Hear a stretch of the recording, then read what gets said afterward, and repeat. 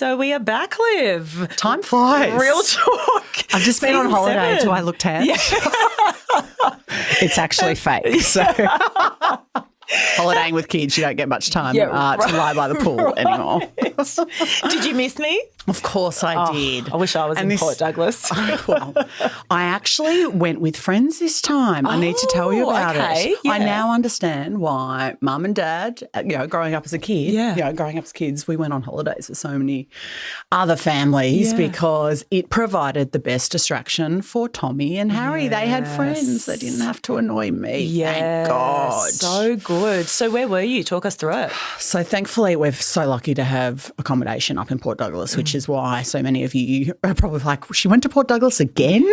If you've been listening to us for the 100+ episodes.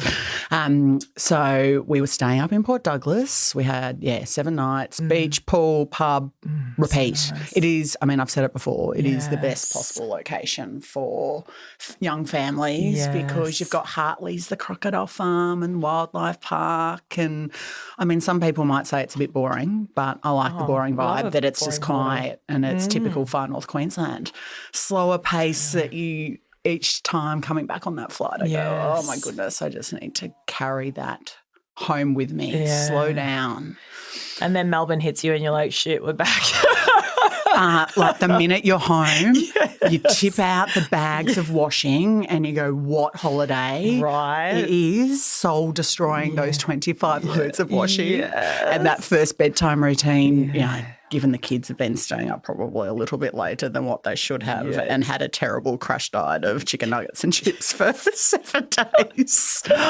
So anyway, we had a lovely time. Everything went to plan. I mean, our last few holidays up there, I've spent a whole heap of time in the medical the doctor's suite up there. So thankfully we got through illness-free, although I don't know if I told you. Oh, no, you did know this. COVID, thanks, flight home. Oh, yes. All 4 of us. So COVID is still a thing. So I literally, when you told me you had COVID a couple of weeks, like I just could not, is that... I literally lost the words. It's like 3 years later, 3.5 years later. Or I don't know. I've just lost track of time. Yeah. And it was a completely different COVID experience. I mean, this is the second time we've tested positive. Yeah. But all 4 of us, totally out for the count. But if anything, the timing was okay because everyone at work still thought I was on holiday because I didn't actually make it back to the office. Oh, right. But unfortunately, sorry, Mum and Dad, I know Mum you listen, we gave Mum and Dad COVID just before they got on a plane to Europe.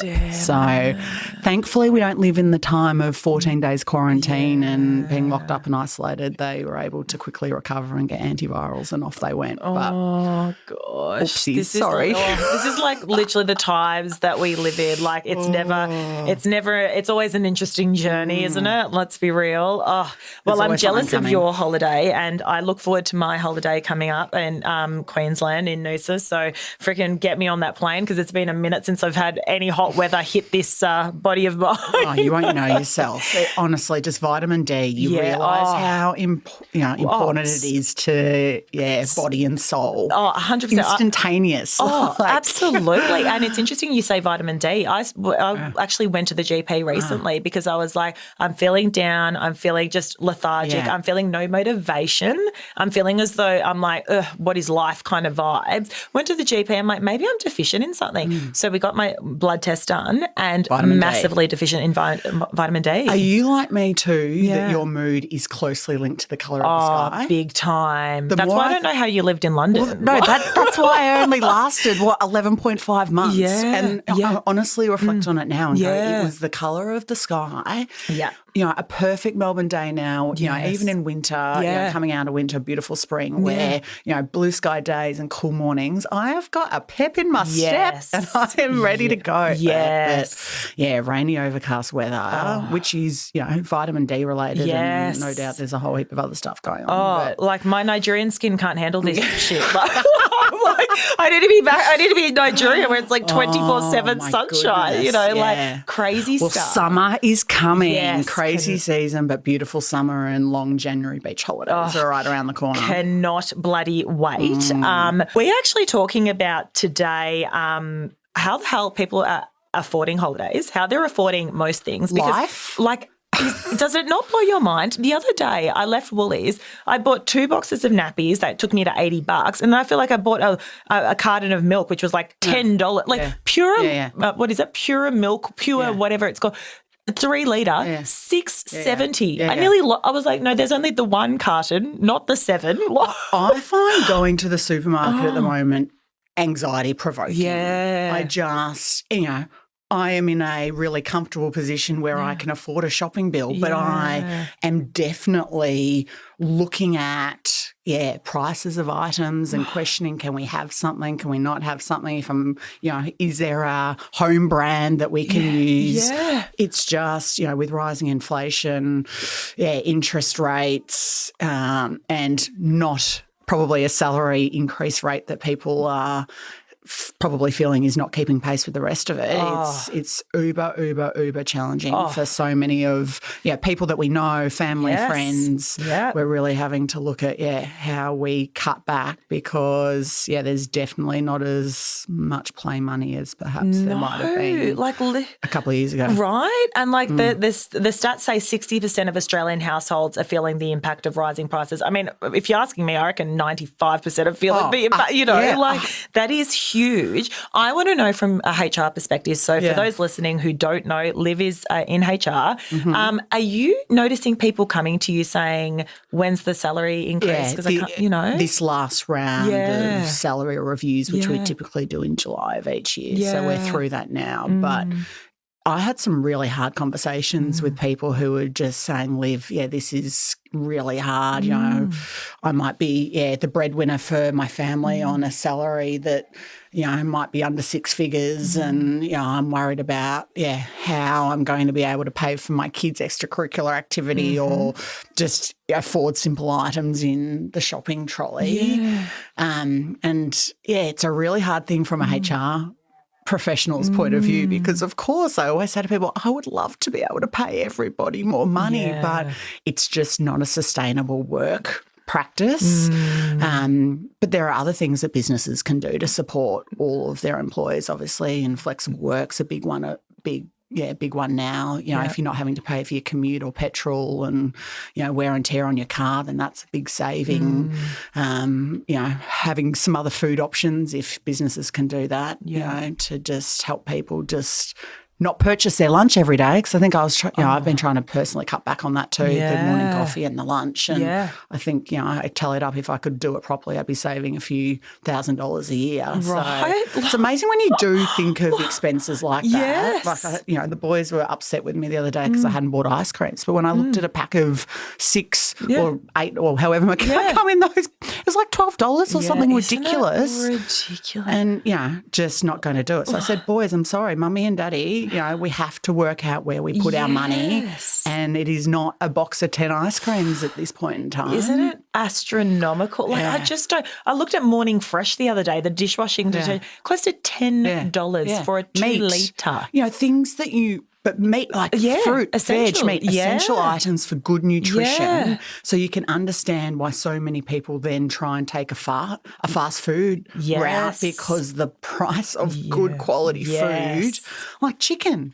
Chicken has never been so expensive. Anyway, well, I think we're all feeling the overwhelm. What are you doing to combat 100%. this? So let's get into solution mode. Okay, so a couple of things that we're doing. I mean, we love the Vic Market shop on a Sunday.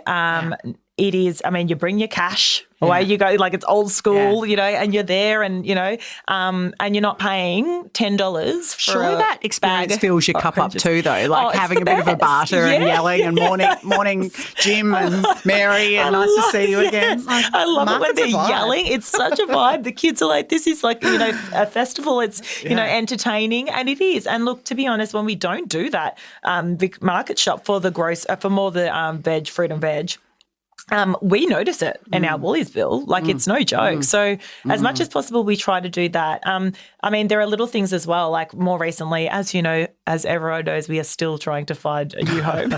I feel like this has been the last 80 episodes I've been mentioning that we're looking for a home. It'll happen. The one will just land and you'll go, it was worth it. It was meant to be. But the beauty of, I guess, still being in this situation is that we've had to actually just reevaluate where our mortgages sits. And then, okay, so which bank would we look to move to for the new mortgage? Have you got a great broker? We've got a great broker. That is a key. Right. If anyone, highly recommend really making sure you do have a good mortgage broker who has your best interest in heart. So ours, as an example, would probably call us every 3 to 6 months and just check in. And, there's a better option over here. Yes. He solely is responsible for saving us a lot of money. Tom Nightingale, shout out to you. Go to him if you, certainly need a help. I'll link, perhaps we can put a link in the show notes. I have no hesitation recommending his services. He's just been fantastic. Well, this is the thing, and it's amazing when you look at it. I mean, I've been banking with NAB for years, and then when the mortgage broker looked at it, he's like, mate, are you, you needed to, I was like, I'm a valued customer. They're like, he's like, no, you're not at all. Mate. You're at the bottom of the barrel. You don't ask, you don't get. Exactly. Number one rule. So that's another thing to consider for those cities, thinking, okay, well, how are we going to start, tightening the ropes a little bit? Well, where's your interest payments going if you do own a home? What other things come to mind for you, Liv? I mean, you've just spoken about shopping and being really particular about where we shop. I'm probably doing an Aldi shop more than we're time poor mums too. So I don't have time every time I go shopping to go to 3 different supermarkets.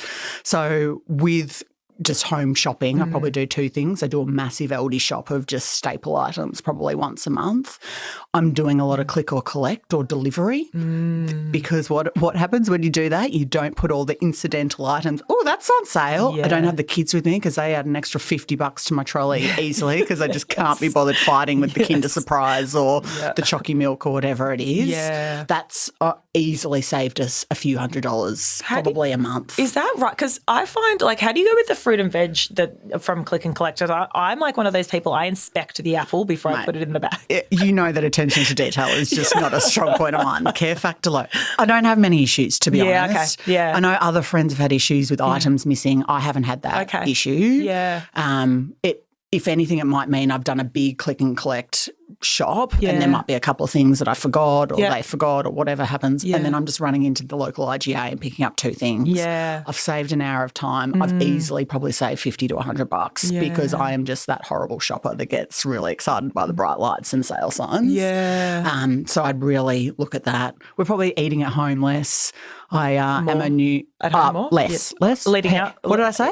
I'm eating out less. Yes, definitely. Yeah. More friends coming over. Yeah. Footy club, the beers there are $5 as opposed to $14 at the pub. Is that still a thing? It's a hoot. Yes. Wow. So you just got to find different things that work, right? 100%. And it's interesting, as you mentioned there about the sale option. So we actually put a call out to our audience around, okay, so how are other people saving money? And this is something that I've actually realised I do too, but I didn't really register. If there's something on sale, and then I know that nappies, I'll typically buy more at the time if they've got the size I need, just because I know at some point I'm going to need them anyway. Yeah. So things like that I find helpful. Do you do that too? Definitely do that too. I mean, some people have Costco memberships and other things. It just depends on what time you've got, how far you can travel and what's accessible to you. Yeah. Probably the only other thing that has been game-changing for us, shout out to my darling hubby Mark who did this. He did a lot of comparison around our energy suppliers, gas and energy. And I think he got a $250 voucher. I think this is specific to Victoria, but you got a $250 voucher to do it. Yeah. And then we found that, we could get a better deal. So it's just caring about that stuff that we've probably been a bit lax on over the last little bit of time. And I think this is where, I don't know if you guys do much of a budget or have some sort of idea around where your spending's going. So, for example, for us, we've got an account that we put money into, and that's for the family. So that's like the groceries of family. We've got another account that we put a bit of money into for school and and extracurricular. Yeah. And so we sat down and did the exercise a while back when we were looking to purchase the home that we still haven't purchased, to determine, okay, so what do we have, right? Like as far as, what can we spend on a new investment like that? So we filter money through to these different bank accounts based on the type of expenditure. I'd That probably say sounds they're like the a two good main ones. barefoot investor. Yeah, it was a little bit inspired by barefoot. So Yeah. then you're not feeling it because you're like, oh, every month all that just goes out. And then what I've got left is what I can use for, a cocktail with my girlfriends, and like, so it's, I'm interested. Have you had to put more money into that home expenses bucket just with the rising cost, or are you just cutting back on like luxury items to make sure that it's the set amount? Yeah, it's a good question. And I think we added a layer of complexity now because then we decided we're going to go and get an American Express so that we can get the points. Yeah. So we're all about points as well with traveling and stuff like that. Yeah. So we've got this American Express card that we then have now used a bit of that for our everyday. So I guess now it's starting to get a bit mixed. Too complicated. But you're onto something with points. Yes. And there are so many different credit card deals because you have to weigh up obviously. The cost of an Amex is hugely expensive. I mean, I'm no credit card expert, but I think it is. But the payoff is the points that you can get that will cover. Is that right? So, we paid I think it was $300 up front, and but that's basically you also get a free flight with that. So you kind of paid for your flight, and then it's just to have the card is for free. And then what we do is plus you're pretty boss when you got an Amex. Oh, totally. I'm like, let me pull out my black card. I don't know which one. No, I'll go with the boss angle. But literally, and we just use that now for shopping, and then we'll pay it off before it's actually due. Okay. So we're paying no interest, and we're collecting all these points. Yeah. So, and because we like to travel, and we know that, for example, we've got an international trip next year. We're already starting to plan for that now. So I think back to your point around, are we spending more money? I definitely think yes. I wouldn't say it's huge. Maybe an extra $100 a week, but still an extra $100 a week is what it, it's still significant. But I think a good way, if you feel like it's starting to get all a bit much and you're tapping and you're like, where the hell did my money go this week? Perhaps thinking about the structure, setting it up so that money just comes straight out of your account to these different accounts. And then what you've got left is what you've got left. I think that's right, because it's the incidentals that really, and especially when we're not carrying cash now, we're just tapping all the time. Yes, with our phones, with our cards, we're just... Well, actually, just funnily enough, one of the other things that we just lost track of was all the subscriptions that we have to streaming services. Yes. So we've just cut back from, 5 or 6 to 3, right? Yes. Right. And because they were adding up, $12, $20 a month that we'd just forgotten that we had. Yes. So you just got to look at all those little line items and, there's a real saving that you can put towards stuff that, you want to do because, it doesn't have to all be doom and gloom. No. Hopefully, it seems that the market's stabilising a little bit. So fingers crossed there's, good news on the horizon for all of us. Yeah. When I asked our audience as well, okay, so what are your hot tips? We had someone, this actually made something I'm going to strongly consider now. They've subscribed to the Everyday Extras. You pay $70. So I think that's through, is that Woolies? It's Woolies. I've got a couple of friends who do this. Yeah. $70, but they reckon in the last couple of months, and you get double points. Yeah. And the last couple of months, they would have easily made their money back, if not more. Have you heard much about that? Similar. And I think one of the other things is you can keep the points that go towards cash effectively towards the Christmas shop is what they try and push. Okay. So given Christmas is such an expensive time, you have effectively a free shop given the money that you have been accruing, the reward money over that time to use that. So something to think about. Yeah, I do love, I am a big point shopper. Yes, I'm mainly Coles, so I do a lot of flybys. But, I get probably a $50 to $100 flybys credit that I can use every so often. So that helps. You just got to be smart. Totally. Free money. Free money. Other things are, catch.com.au. We love that for if there's something specific that we're looking for and we're just like, okay, well, rather than go to David Jones, let's check Catch first. A really great discount online store. Meal planning, I think you've already alluded to, but being really vigilant because guess what? You go to Uber Eats and for two of us, it's like $90. I'm like, what did we even buy? If your herb garden at home has died and you have to buy parsley and coriander, which is $7 or $8 for buy two, if you're buying at a main distributor. You want to make sure that you're using that whole parsley and coriander bunch, right? I do a fair bit of that I try and make sure I'm using the same cooking ingredients for the whole week or freeze Yes. Bulk buy, like we said, and then freeze whatever you don't use. Yeah. No, love that. A few other people said things like they use YouTube for their fitness apps and things like that. So like just literally Google, I don't know, dumbbells on YouTube and you just pick up your dumbbells and follow their training session. The toy library, I know we had a membership to that a while back. That was great when the kids are a little bit younger. Keeps things fresh for the kids as far as toys. And then also finally a Facebook group, Mums Who Budget and Save. Apparently that is killer for just knowing the discounts and things that are coming up or who's got the best whatever. So something to think about as well if you are sort of wanting to tighten up the budget. So many things that you can do if you just apply some time to think about it. And that's the thing. It's like if it's a big enough problem, then typically you'll sit down and take the time to make it work. Well, hopefully that was helpful to some of our listeners. Money hacks, parenthood, coach financial advice. We'll be bringing you more juicy topics moving forward, but we felt as though it was definitely one that I think is on all of our minds. And so if you're out there feeling that way as well, you're certainly not alone. We're right by you. And if you've got any other hot tips, DM us because I'll be more than happy to share them on Instagram as well. Okay, thanks, Liv. We'll catch up next time. See you, Lee. See ya.